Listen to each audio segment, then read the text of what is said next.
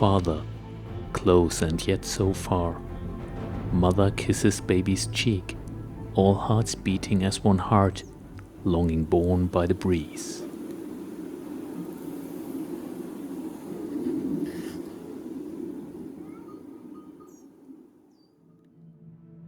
On the day that my grandmother was laid to rest, 3 months after my 41st birthday, I got to know my father.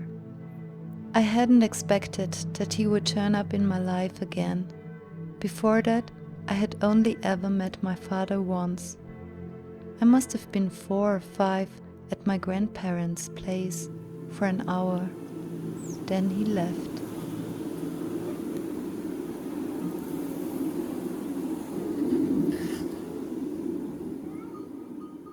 While we were getting to know each other, my father told me that on my grandmother's side, our family was most likely related to the famous poet Joseph Mohr. He had written the words to the famous Christmas carol Silent Night, Holy Night, over 200 years before. This piece of news made my heart beat faster.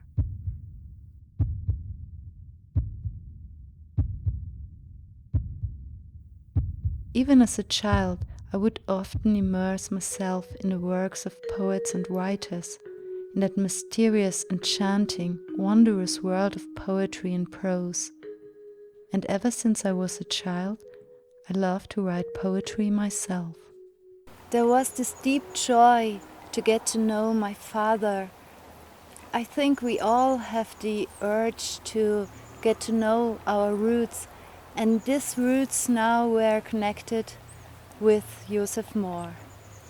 In my Mohr family, actually, a lot of people like to write poems, and my grandmother had a book with her name on it, and underneath it said poet. So that's quite something. But I think we all have a need for poetry and the music within it. I wanted to find out more about Joseph Mohr. In the internet I came across a book about him, a biography written by Linde Lavac. I started to read it.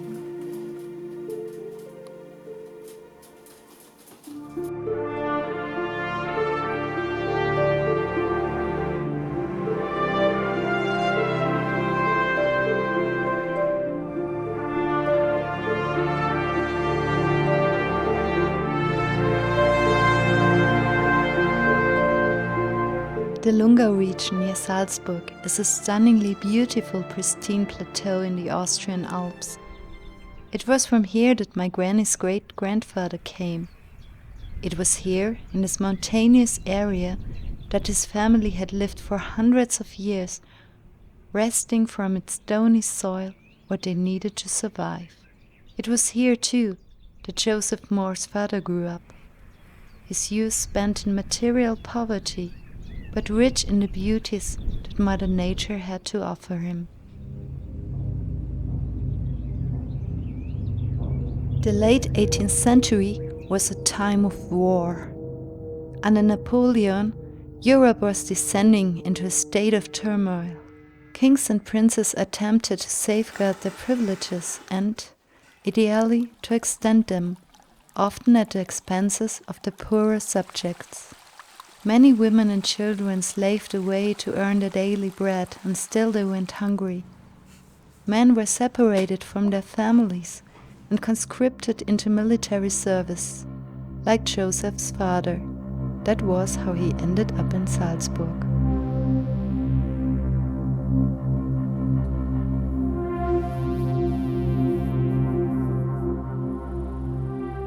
In the town of Salzburg, Joseph's father fell in love with a woman, Anna Schäuber, a knitter who had already given birth to 2 illegitimate children.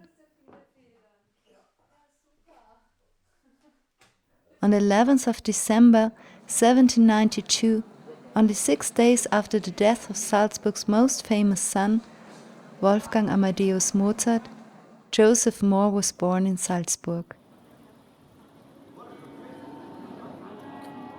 He was baptized in a cathedral there and given his father's name. His godfather was a headsman who also carried out death sentences.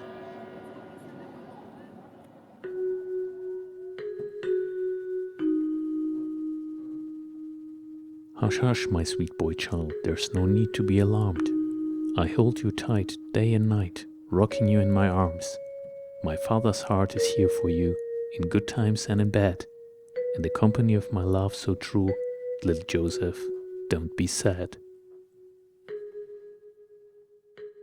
When I was reading the biography of Joseph Mohr, I was really moved by it. Like me, Joseph was a child of unmarried parents. It must have been quite hard for his single mother to survive back then. She even had to pay a penalty for being pregnant and not married. And Joseph had to grow up without a father. In historical texts, I often read how difficult life was in the past. Just think how much we have achieved socially since then. The fact that I was able to study with the necessary support is an accomplishment of modern society and legislation. In Joseph's day and age, such support was virtually non-existent. Joseph Mohr was one of the lucky ones. His special talent attracted attention in the musical town of Salzburg. Already as a boy, Joseph sang in the church choir. The choir master, Johann Nepomucene, soon noticed how musical the curly-haired lad was. He fostered the talent of the child. That's why he was later allowed to attend several schools run by the church. He was a hard-working pupil, whether learning his lessons or making music. Reading, writing, and composing brought him great joy. Lovely music and words sound good to the ear. How wonderful they are for me to hear. I could sing all day long, words and music in a song.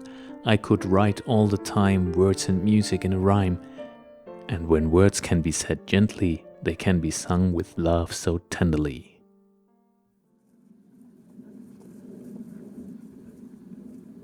I went to Salzburg and tried to get an idea of how Joseph must have lived at that time. His mother's lodging were in Steingasse, at number 31. The family wasn't the poorest of the poor, but they still had to put up with a lot of hardship. Joseph Mohr's grandmother lived in the same household. The two women had to earn enough money to provide for themselves and the children, as well as to buy fuel and pay the rent. Poverty and insecurity were rife in those days, compounded by illness and war. The streets are dirty and cold, not much shelter to be had, yet some call them home for good or for bad. A few crumbs of bread, sir, you hear them plead, shivering and weeping in their need. Oh, if only I could warm their cold hands in mine, or tell them stories of the stars so fine. I would comfort them with the sweetest of tales, I would nourish them with music, beef broth and ale. Oh, can somebody help me cast out sorrow and strife? Oh, would that I could bring hope into their lives.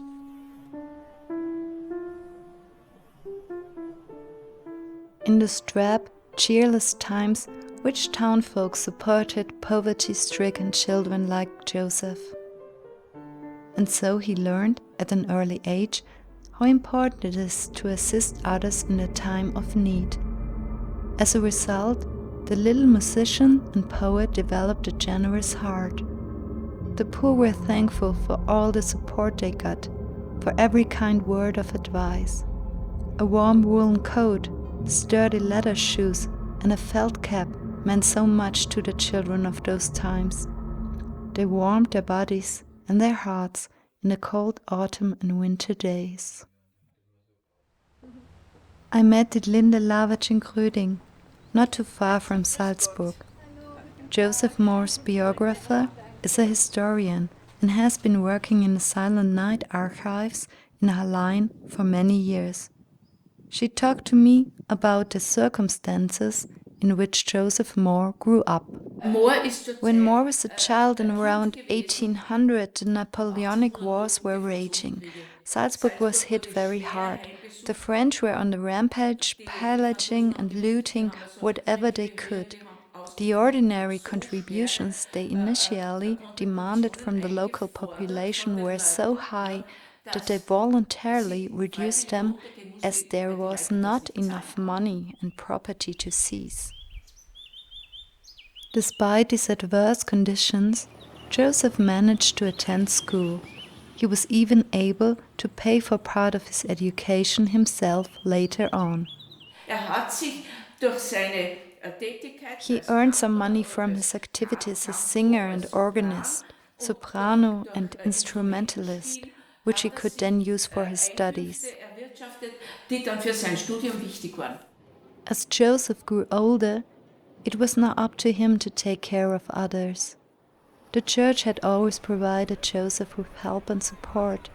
They introduced him to the idea of taking up a profession in which he would be able to help others. And so Joseph decided to become a priest. In order to do so, he needed permission from the church. In those days, as an illegitimate child, he required a special dispensation to be ordained and work as a priest. Soon after taking holy orders, Joseph Mohr applied for a chaplaincy in Mariapfarr in Lungau.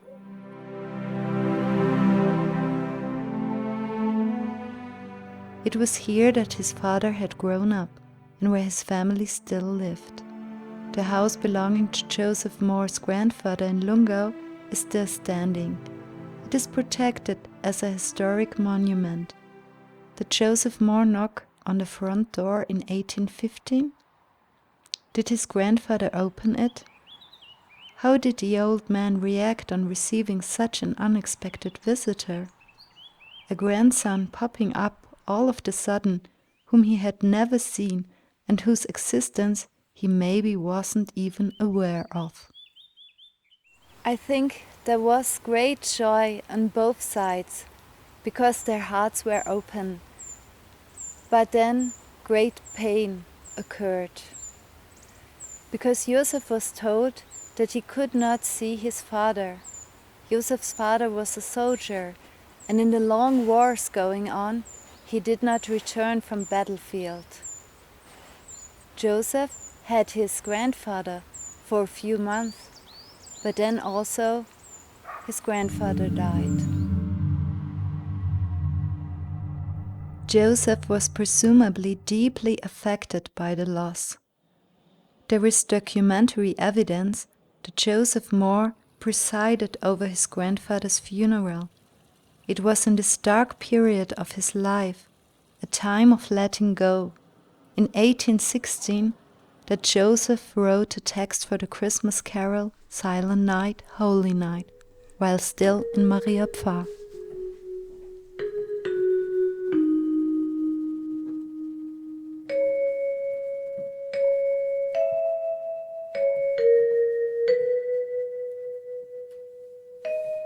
Poetry is really something special in our lives.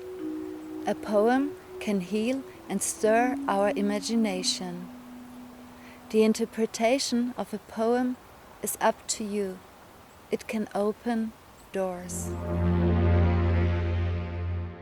The fact that Joseph Mohr was going through a very difficult phase in his life was not helped by his state of health. He fell very ill in Lungau, a persistent cough wracking his body that would not heal. So Joseph asked the church to transfer him as quickly as possible to the lowlands. It was time to let go and to start anew.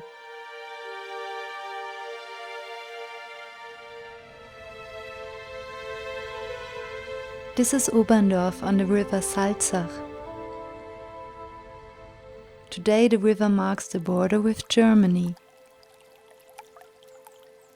The beautiful listed bridge dating back to 1903 links Oberndorf to Laufen in Bavaria. The two villages used to be one, until they were divided by war, much to the dismay of the inhabitants on both banks. Oberndorf was largely populated by poor folk who eked out a living on the river, transporting all sorts of goods. Their lives were difficult and dangerous. This was where Joseph moved to, after he had left Maria Pfarr.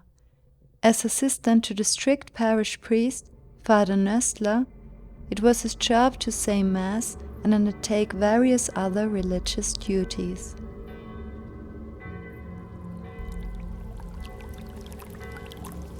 The boatsman transports salt, wood and all sorts of goods. The river can be dangerous when it's in flood. Now as the boatsman priest, I'm here to stay, guarding their souls and keeping evil away. In Oberndorf, Joseph got to know the teacher, Franz Xaver Gruber. One common interest was their passion for music. Franz could write wonderful compositions.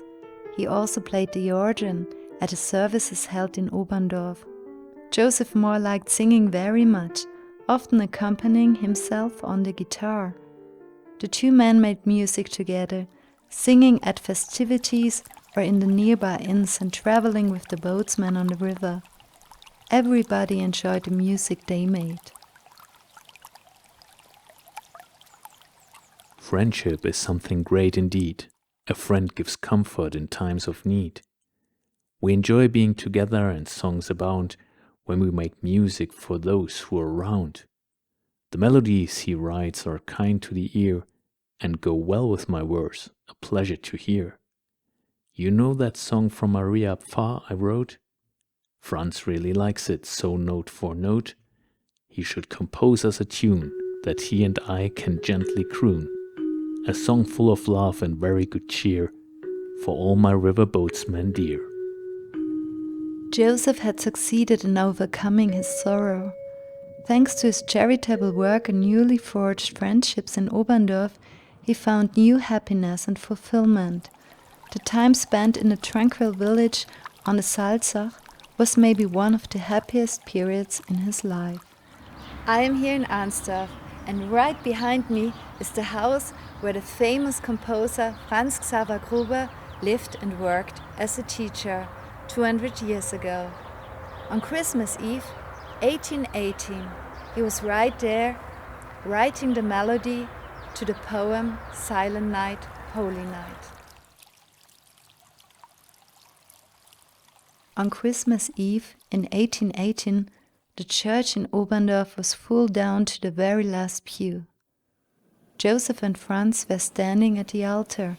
In front of them, a music stand with a single sheet of paper on it. Together they sang their song for the first time in public, Silent Night, Holy Night.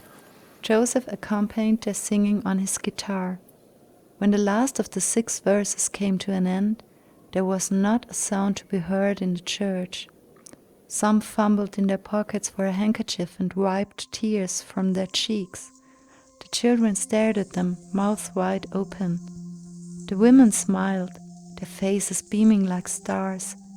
The older villagers still heard the melody in their heads long after it had come to an end.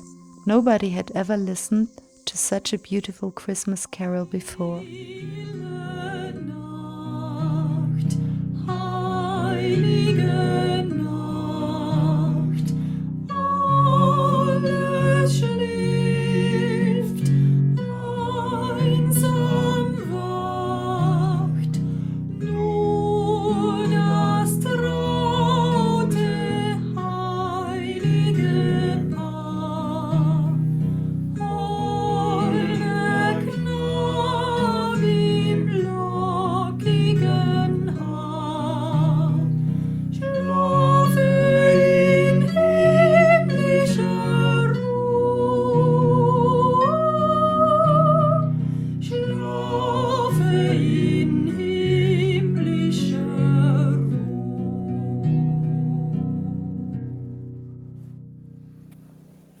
Joseph had arranged for the carol to be performed just for them. On that evening, the poor villagers from Oberndorf, the boatsmen and craftsmen and their families felt like kings and queens, princes and princesses. They were at peace in their hearts, filled with the love and beauty of life. Joseph and Franz had given them a wonderful Christmas present.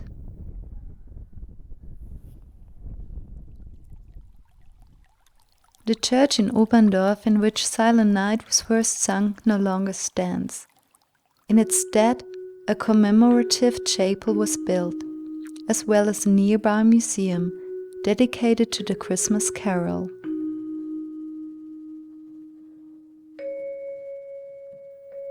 Here you can find out a lot about the history of the carol, and it was here that Joseph Mohr once had his meagre lodgings.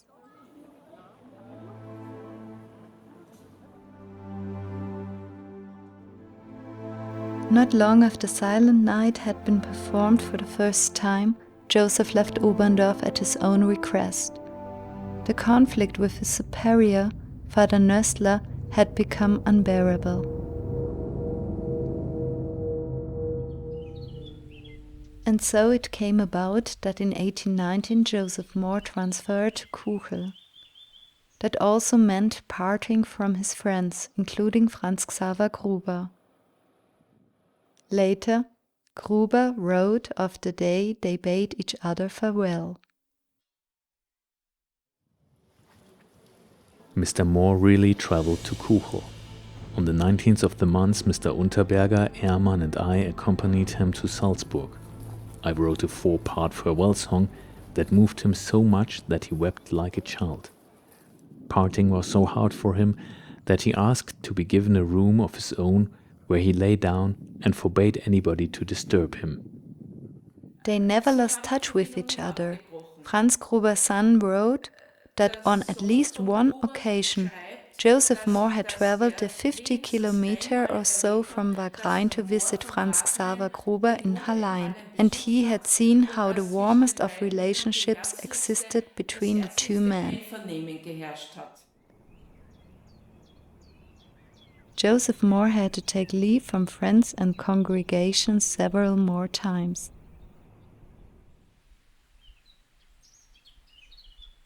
His last position was in Wagrain.